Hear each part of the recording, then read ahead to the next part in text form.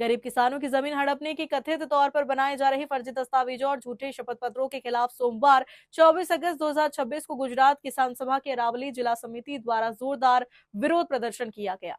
दोपहर करीब 12 बजे लगभग 70 से 80 किसान बाइड बस स्टेशन पर एकत्र हुए।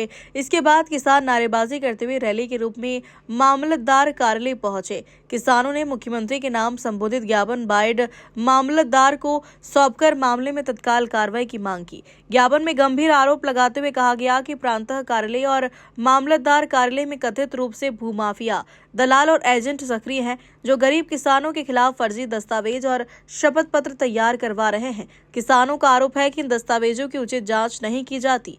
किसानों के अनुसार कथित भूमाफिया इन कागजातों को कुछ समय तक दबाकर रखते हैं और बाद में गुपचुप तरीके से जमीन के रिकॉर्ड में नाम दर्ज करवाने की कोशिश करते हैं। इस प्रक्रिया में मूल किसान खातेदार को 135D की नोटिस दिए बिना सीधे अन्य लोगों के नाम जमीन में दर्ज किए जाने के आरोप लगाए गए हैं। किसान सभा के नेताओं के अनुसार सरकार द्वारा 8 किलोमीटर की सीमा समाप्त किए जाने के बाद अरावली जिले में जमीन हड़पने और कथित फर्जी ખેડૂત આગેવાન આજે બાયડ તાલુકામાં એટલે કે મોટે ભાગે અરવલ્લી જિલ્લાના ખેડૂતો અને મોટે ભાગે બાયડ તાલુકો માલપુર તાલુકાના જે ખેડૂતો છે એમની જમીન વહીવટી તંત્રની સાંઠગાંઠના કારણે અને બોગસ દસ્તાવેજોના કારણે આજે જમીન વિહોણા નાના ખેડૂતો થઈ ગયા છે અને ખેતમજૂર થઈ ગયા છે।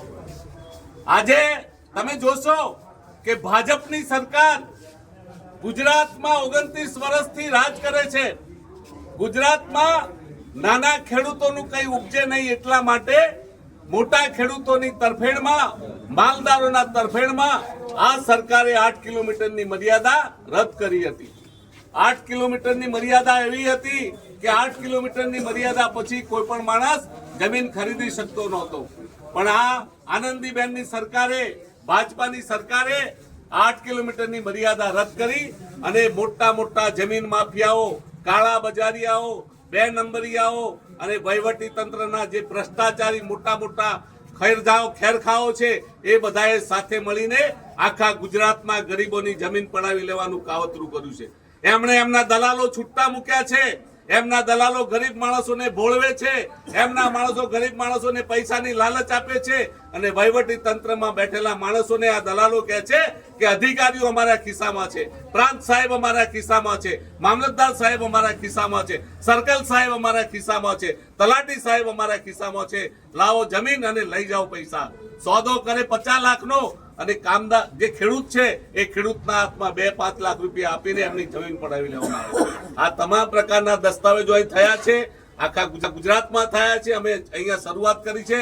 આગામી સમયમાં આ દસ્તાવેજો રદ થાય એટલા માટે મોટું આંદોલન ગુજરાત આખામાં અને અરવલ્લી જિલ્લામાં કરીશું, પણ શરૂઆત અમે બાયડ તાલુકાથી કરીશું।